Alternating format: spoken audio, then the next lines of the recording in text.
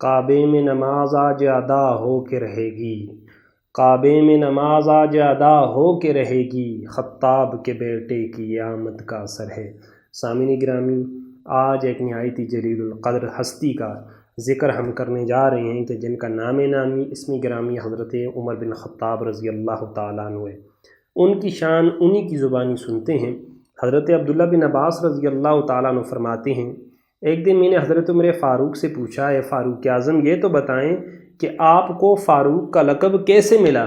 حضرت عمر فاروق عرض کرنے لگے، اے عبداللہ بات یہ ہے کہ جب میں اسلام لے کے آیا تو میں نبی کریم صلی اللہ علیہ وآلہ وسلم کی بارگاہ میں حاضر تھا۔ میں نے اللہ کے نبی صلی اللہ علیہ وآلہ وسلم سے پوچھا، یا رسول اللہ صلی اللہ علیہ وآلہ وسلم یہ تو بتائیں اللہ نے ہمیں یہ جو دین عطا فرمایا ہے کیا یہ سچا ہے یا نہیں ہے؟ تو حضور نے قسم اٹھا کے فرمایا، اے عمر بے شک اللہ کا دین سچا ہے۔ تو حضرت عمر نے پوچھا، یا رسول اللہ پھر ہم چھپ چھپ کے نمازیں کیوں ادا کر رہے ہیں؟ آج میں اسلام لے آیا ہوں، آج کے بعد انشاءاللہ چھپ کے نماز ادا نہیں ہوگی، خانہ کعبہ میں جا کے سارے کفار مکہ کے سامنے ہم نمازیں ادا کریں گے۔ تو دو مسلمانوں کی لائنیں بن گئیں، ایک کی قیادت حضرت عمر فاروق رضی اللہ تعالیٰ عنہ فرما رہے تھے اور دوسری کی قیادت حضرت امیر حمزہ رضی اللہ تعالیٰ عنہ فرما رہے تھے۔ اب یہ دو صفیں بنا کے جب مسجد حرام کی طرف جاتے ہیں، مسجد حرام میں داخل ہوتے ہیں تو کفار مکہ کے سینوں کے اوپر سانپ لوٹ پوٹ کر گیا کہ یہ کیا ہو گیا، عمر بھی اسلام لے آئے، حمزہ بھی اسلام لے آئے، لیکن وہ کچھ کہہ نہ سکے۔ مسلمانوں نے ببانگ دہل مسجد حرام میں جا کے نماز پڑھی۔ تو اللہ کے نبی نے مجھے یہ لقب عطا فرما دیا فاروق کا، اس کے بعد میں فاروق بن گیا، کیونکہ اس کے بعد اللہ نے حق اور باطل، اسلام اور کفر کے درمیان فرق واضح کر دیا کہ جو اللہ والے ہیں وہ مسجد حرام میں کھڑے ہو کے نمازیں پڑھ رہے ہیں، اور جو کفار مکہ ہیں وہ مسجد حرام میں بھی آ کے اللہ کی عبادت کرنے کے بجائے 365 بتوں کی عبادت کے اندر مشغول ہیں۔ حضور نے بے شمار حدیث کے اندر حضرت عمر فاروق کی شان بیان فرمائی۔ ایک موقع پہ پیارے آقا نے ارشاد فرمایا، اگر میرے بعد کوئی نبی ہوتا تو عمر ہوتا۔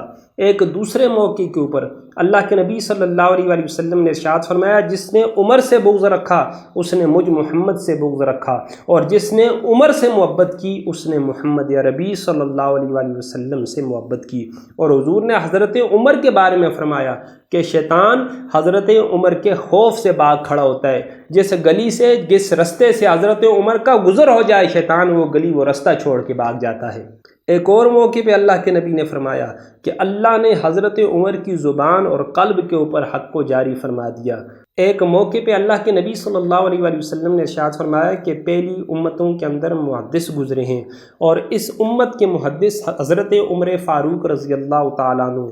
صحابہ نے پوچھا، یا رسول اللہ صلی اللہ علیہ وآلہ وسلم محدث کون ہوتا ہے؟ تو اللہ کے نبی نے ارشاد فرمایا، محدث وہ ہوتا ہے کہ جس کے منہ سے فرشتے کلام کریں، اور فرمایا اس امت کے محدث حضرت فاروق اعظم رضی اللہ تعالیٰ عنہ ہے۔ جس طرح حدیث نبویہ میں حضرت عمر کی فضیلت بیان ہوئی ہے، اسی طرح حضرت عمر خود فرماتے ہیں کہ قرآن کے 21 مقامات ایسے ہیں کہ میرے رب نے ان 21 مواقع کے اوپر مجھ سے موافقت فرمائی۔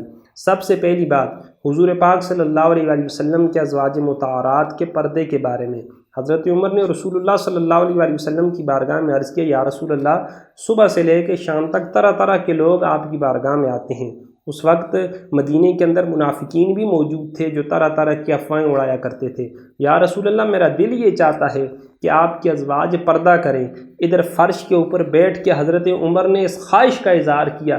اللہ نے عرش سے یہ قانون نازل کر دیا کہ اب سے خاص طور پہ نبی کی ازواج اور عمومی طور پہ تمام مسلمانوں کی خواتین وہ پردہ کر کے اپنے گھروں سے باہر نکلا کریں گی۔ دوسرا موقع رمضان المبارک کا بابرکت اور مقدس مہینہ تھا۔ پہلی شریعتوں کے اندر یہ قانون تھا کہ رمضان کا روزہ افطار کرنے کے بعد مغرب سے لے کے عشاء تک کا یہ جو ٹائم ہوا کرتا تھا، اس میں وہ لوگ اپنی بیویوں سے ہم بستری بھی کر سکتے تھے اور کھا پی بھی سکتے تھے۔ عشاء کی نماز کے بعد ان کے لیے کھانا پینا اور ہم بستری کرنا یہ ساری چیزیں حرام ہو جایا کرتی تھیں۔